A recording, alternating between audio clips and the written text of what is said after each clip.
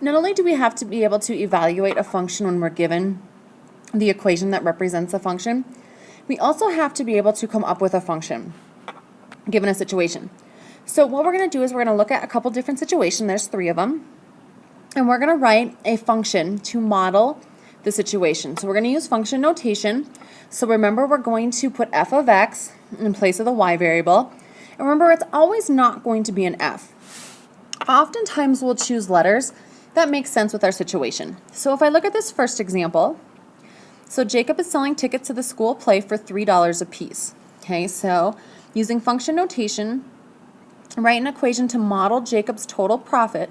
So it tells me his total profit will be P of T. So it looks like instead of using f of x, I'm going to use P of T for the number of tickets, T, that he sells. Then calculate how much he makes if he sells 20 tickets. So first thing I'm going to do is write my equation. So I need to pick out my important stuff. Oftentimes when you're writing equations from a story problem, you have to reread the equation multiple times to figure out what you need and what's important. So I see that the tickets are $3 a piece. They want to know the total profit P of T, and I don't know how many tickets I have. Okay, so my total profit P of T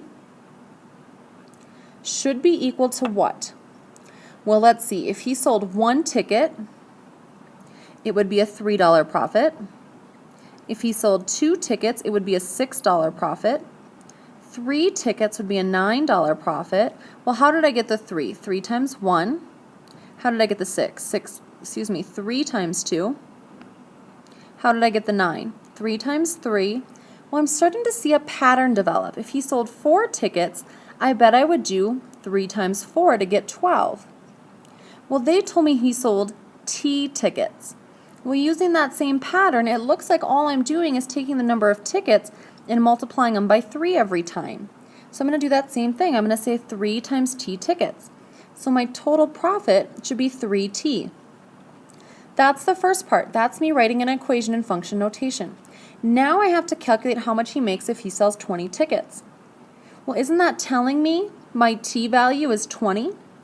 Well, if I know what the variable is, couldn't I just plug it in?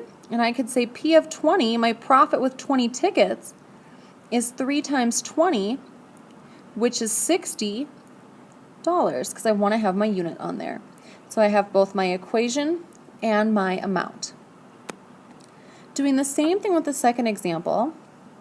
Now I have the football. They're going to sell t-shirts as a fundraiser.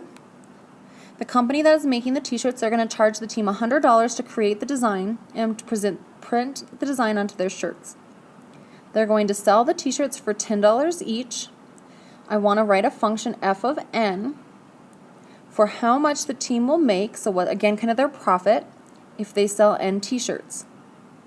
So I'm going to go ahead and see what's important here. Well, they're going to have to pay an upfront charge of $100. Even if they sell 0 t-shirts, they still have to pay that charge to create the design. They're going to make $10 for each t-shirt they sell. And I want to figure out f of n equals what? Well, if I start again kind of looking for a pattern, if they sell 1 t-shirt, I'm going to do 10 times 1, but I still have to take away that $100. If they sell 2 t-shirts, I'd have 10 times 2, take away that $100. 3 t-shirts, 10 times 3 minus the initial 100. So again, I'm starting to notice a pattern. So they told me they sold n t-shirts. So I'm going to do 10 times n, but that $100 is going to come out of my total. So it looks like my f of n is going to be 10n minus 100. So then the second part says to find the profit for selling 50. So I'm going to say f of 50 equals 10 times 50 minus 100. Well, 10 times 50 is 500.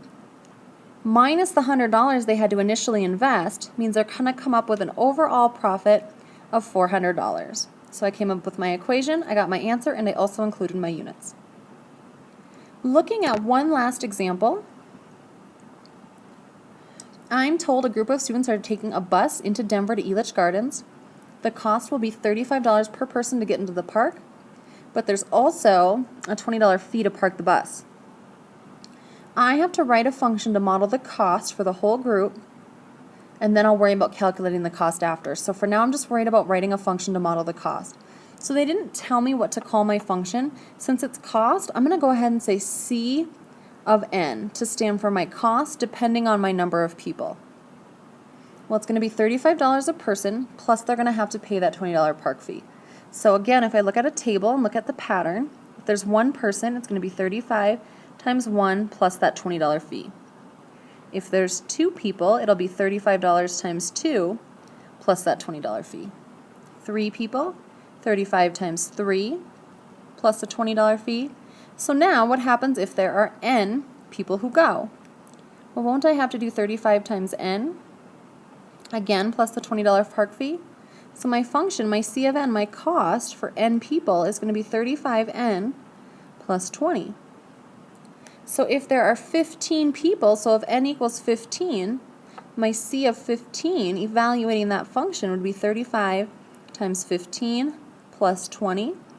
Well, I know that 35 times 15 is 525, plus my $20 parking fee would be $545. And again, I remember my unit. So again, story problems are hard. I probably make them seem a little bit easy because I don't need to read through them a lot because I've done so many of them. For many of you, they're going to be somewhat of a brand new topic. So please don't be afraid to reread through a problem 3, 4, 5 times before you're able to actually set up that function.